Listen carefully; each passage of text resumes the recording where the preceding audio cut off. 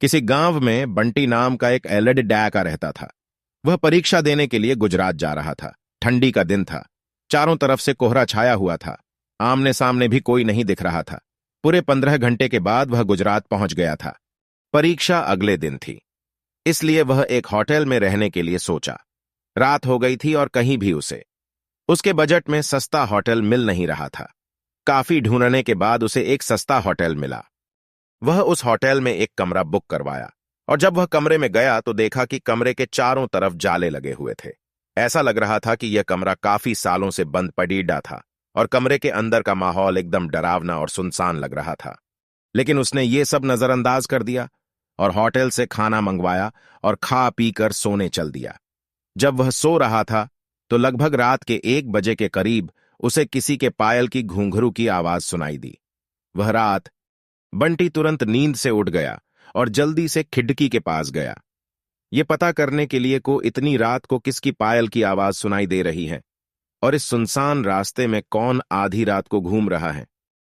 क्योंकि वहां होटल में बंटी और मैनेजर के अलावा कोई भी नहीं था, तो ये फिर किस औरत की पायल की आवाज सुनाई दे रही है।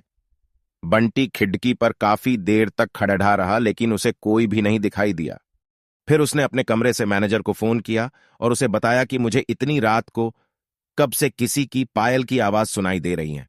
आपको भी दे रही हैं क्या? मैनेजर ने कहा कि सर, ऐसी कोई बात नहीं है, आपको हवा से ऐसा लग रहा होगा। वैसे भी ये जंगली इलाका है, यहां पर तो हल्की हवा भी तूफान के जैसी लगती है। आप सो जाइए, ऐसी कोई बात नहीं है। बंटी मैनेजर की बात पर भरोसा करके फिर से सोने चला गया। कुछ देर बाद उसे दोबारा वही पायल की आवाज पहले से भी ज्यादा तेज सुनाई देने लगी।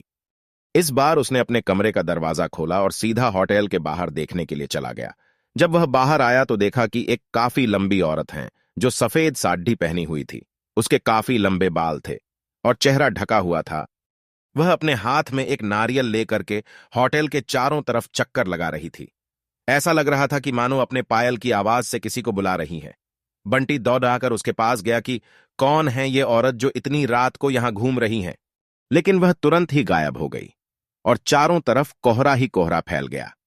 बंटी भी थोड़ा घबरा गया, क्योंकि जिस औरत को वह सामने से देखा था अब वो नहीं दिख रही थी। बंटी अपने होटल में वापस जाना चाहा, लेकिन फिर उसे दोबारा पायल की आवाज सुनाई देने लगी। बंटी अब उसे ढूंढते हुए जंगल की ओर जाने लगा। चलते चलते वह अपने होटल से इतनी दूर आ गया उसे पता ही नहीं चला। फिर उसने उस घने जंगल में कुछ ऐसा देखा कि उसका दिल दहल गया। उसने देखा कि उस औरत ने एक पीपल के पेड़ के नीचे 5-6 लाश रखी थी और बारी बारी से एक एक को नोच नोच कर खा रही थी। उसका मुंह खून से लथपथ था और चेहरा भी एकदम डरावना था। बंटी जब ये सब देखा तो उसके पांव तले जमीन खिसक गई। ये सब नजारा देखते ही उसे डर के साथ साथ रोना भी आने लगा कि वह चुड़ैल अब मुझे भी मार देगी, क्योंकि अपने पायल के आवाज से यहां तक तो मुझे लेकर आई हैं। लेकिन उसने हिम्मत से काम लिया और हनुमान चालीसा पढ़ते पढ़ते धीरे से वहां से भाग गया ताकि भूत उसे देख ना ले। लेकिन भूत तो भूत होते हैं। बंटी जैसे ही वहां से भागने की कोशिश किया, वो चुड़ैल अचानक उसके सामने आ गई और उसे इशारों से अपने अड्डे पर ले जाने लगी, जहां पर उसने लाशें रखी थी। बंटी हनुमान जी जाप करके इतनी तेजी से वहां से भागा कि मानो जैसे उसके अंदर किसी की शक्ति आ गई हो। बंटी ने सारा किस्सा उस आदमी को सुनाया तो उसने बताया कि भाई, तुम बहुत किस्मत वाले हो कि आज तुम बच गए। वो भूत किसी को भी नहीं छोड़ती। और तुम इस होटल में क्या कर रहे हो? इसको तो बंद हुए काफी साल हो गए। बंटी जब उस आदमी का इतना बात सुना तो उसका डर कर मारे पसीने निकले लगे। फिर वह आदमी बताने लगा कि इस होटल में बहुत साल पहले एक एलड्डयाकी के साथ 4-5 एलड्डाके उसका भयानक तरीके से रेप करके मार दिए थे। लदड्याकी तो मर गई, लेकिन किसी को भी नहीं छोड़ी और जो भी रात के समय में इस रास्ते से गुजरता है सबको अपने कब्जे में कर लेती हैं और मार देती हैं। और कुछ दिन बाद इस होटल पर पुलिस का छापा पड़ा, तब से यह होटल बंद है। बंटी जब उस आदमी की पूरी बातें सुना तो वह बहुत जोर जोर से रोने लगा, ये सोचकर कि आज मैं मर जाता। फिर वो आदमी बंटी को चुप कराया और बोला, चलो आज रात तुम मेरे घर रह लो, मेरा घर पास में ही है, डरो मत, अब मैं आ गया हूं ना।